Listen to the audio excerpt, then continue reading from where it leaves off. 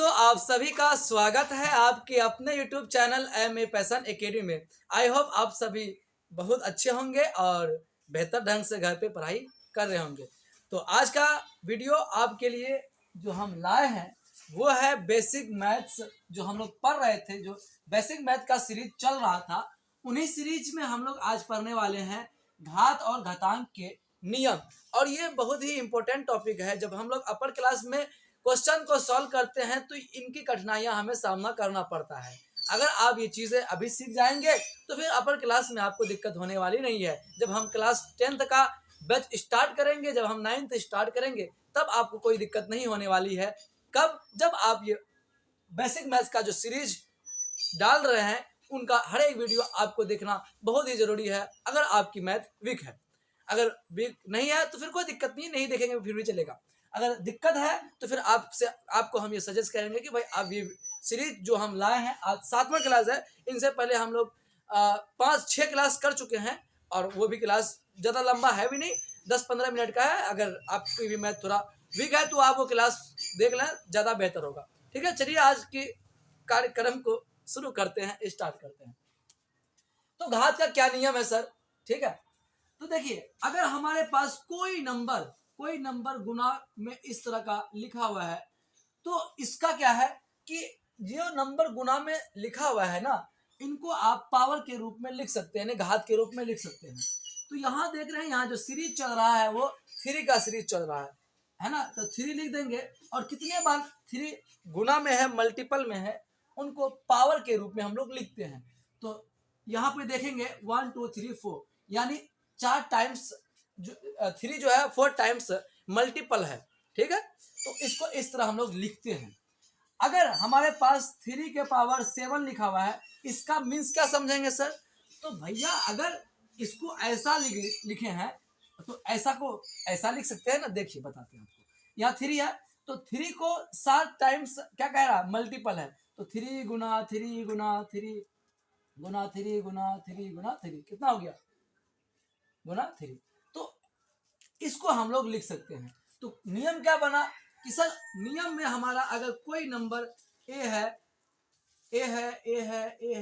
ऐसा है तो हम क्या करेंगे, ए लिखेंगे और जितना बार गुना में लिखा हुआ है उस नंबर को हम पावर के रूप में लिख देंगे। 1 2 3 4 5 है तो हम यहाँ 5 लिख देंगे। तो फर्स्ट नियम हमारा ये हुआ। सेकंड नियम क्या है? तो चलिए सेकंड नियम पे हम बढ़ते हैं। तो सेकंड में क्या नियम है? कह रहा है कि भाई अगर हमारा बेस सेम हो, बेस क्या हो? सेम हो। बेस सेम हो, बेस क्या रखे हम? सेम रखे हैं। अगर बेस सेम है और पावर कुछ भी हो, फॉर एग्जांपल 3 है 2 है ऐसा है, अगर बेस सेम है तो पावर क्या हो जाएगा? तो पावर हम लोग ऐड कर लेते हैं। पावर कुछ भी ऐसे ही हम एक्स वाई मान लेते हैं। एक्स वाई क्या हमारा पावर है। तो क्या करते हैं हम लोग, जो बेस है उनको सेम लिखते हैं और पावर को आपस में जोड़ लेते हैं। तो x प्लस वाई। एग्जाम्पल के रूप में हम लिख सकते हैं कि मान के चलिए कोई नंबर हमारा है 7 × 7 और पावर के रूप में 8 और 5 है। तो इसको कैसे करेंगे? तो देखिए बच्चा पार्टी, यहाँ पे हमारा जो बेस है वो बिल्कुल सेम है तो हम 7 लिखेंगे। और जब बेस सेम हो और ये मल्टीपल में हो तो हम क्या करते हैं, पावर को, घात को ऐड कर लेते हैं। तो ये 8 और प्लस 5 हो जाएगा, यानी सर 7 के पावर 8 5 13 हो जाएगा। ये है हमारा सेकंड नियम। थर्ड नियम क्या है? तो थर्ड नियम हम लिखते हैं यहाँ पे। थर्ड नियम यही बात कह रहा, क्या कह रहा? यही कह रहा कि चलिए, कह रहा कि भाई पावर क्या है, अलग अलग हो कोई दिक्कत नहीं है, लेकिन बेस सेम होना चाहिए और दोनों आपस में क्या हो, भाग के रूप में हो। किसमें हो? भाग के रूप में हो। पावर कुछ भी हो, m और n कुछ भी हो। अगर ऐसा हो बच्चा, पावर कुछ भी हो लेकिन बेस सेम होना चाहिए। अगर बेस सेम है, अगर भाग के रूप में लिखा हुआ है तो हम क्या करते हैं, पावर को घटा देते हैं। क्या करते हैं? पावर को घटा लेते हैं। और अगर बेस सेम होता है, अगर गुना के रूप में होता है तो हम लोग पावर को जोड़ लेते हैं। बस इसमें एक ही अंतर है, अगर डिवीजन में है तो पावर घटेगा, मल्टीपल में है तो पावर जुड़ेगा। बस यही है, अगर बेस क्या हो, सेम हो तब। ठीक है, चलिए आगे नियम क्या है? अगला नियम हम लोग देखते हैं। अगर हमारे पास कोई नंबर है, फॉर एग्जांपल ए कोई नंबर है, इसका पावर x है, क्या है, x है, और इसका होल पावर अगर मान के चलो y है, तो फिर क्या बनेगा? ये मेरा कोई नंबर है x a और इसका पावर कुछ है और उसका फिर होल पावर कुछ है, तो क्या होता है कि बेस को रखिए आप और पावर को आपस में गुना कर लेते हैं। क्या करते हैं? गुना कर लेते हैं। फॉर एग्जाम्पल, तो एग्जाम्पल के रूप में हम फॉर एग्जाम्पल लिख सकते हैं कि यहाँ पे 9 है, इसका पावर 3 है और इसका होल पावर मान के चलो 2 है, तो क्या हो जाएगा? 9 3 इंटू 2 इज इक्वल टू 9, 3 दूनी 6 हो जाएगा। ऐसे में इसका भी एग्जाम्पल देख ही लेते हैं। मान के चलिए ऐसा है, यहाँ पे ऐसा रहता, ठीक है, तो क्या करते हैं हम, तो यहाँ पे देखिए बेस सेम है तो बेस सेम लिखेंगे, पावर घटाएंगे तो क्या हो जाएगा? 7 के पावर 5 में से अगर 2 घटाएंगे 8 में से 2 घटाएंगे क्या हो जाएगा? 6 हो जाएगा। आई समझ में? तो ये था हमारा क्या घातांक के नियम। चलिए इसके आगे का घातांक का क्या नियम है उनको हम लोग क्या करते हैं, देखते हैं। अगर ऐसा हो, चलिए अगला अगला रूल्स है कि अगर कोई नंबर हमारे पास ऐसा है a बाई बी के रूप में लिखा हुआ है, उसका होल पावर लिखा हुआ है, होल पावर लिखा हुआ है, इसका मतलब यह है कि ये जो पावर है ना दोनों पे है। ये पावर किस पे है? तो दोनों पे है, ये पावर दोनों पे है। फॉर एग्जाम्पल के रूप में हम लिख सकते हैं, मान लीजिए यहाँ 3 था, यहाँ पे 2 था, इसका होल पावर 4 था, तो इसका मतलब यह है कि 3 के पावर 4 है और 2 के पावर 4 है। ऐसे समझ में? इसका मतलब ये हुआ। चलिए अगला है, अगर हमारे पास बेस अलग अलग हो, बेस क्या हो? अलग अलग हो, तो क्या करेंगे हम लोग? बेस अगर अलग अलग हो और पावर सेम हो तो इसका होल पावर हम लोग कर देंगे। फॉर एग्जाम्पल मेरे पास फॉर एग्जाम्पल 3 है और 2 है और यहाँ पे 6 है और यहाँ पे 6 है ना? तो देख रहे हैं कि पावर क्या हमारा सेम है। जब पावर सेम होता है तो क्या करेंगे हम लोग? बेस अलग अलग है, कोई दिक्कत नहीं है, बेस को गुना कर लेंगे तो 3 दूनी 6 और इसके पावर 6 हो जाएगा। ऐसे समझ में? चलिए अगला क्या है कि किसी भी नंबर पे पावर 0 होता है उसका वैल्यू 1 होता है।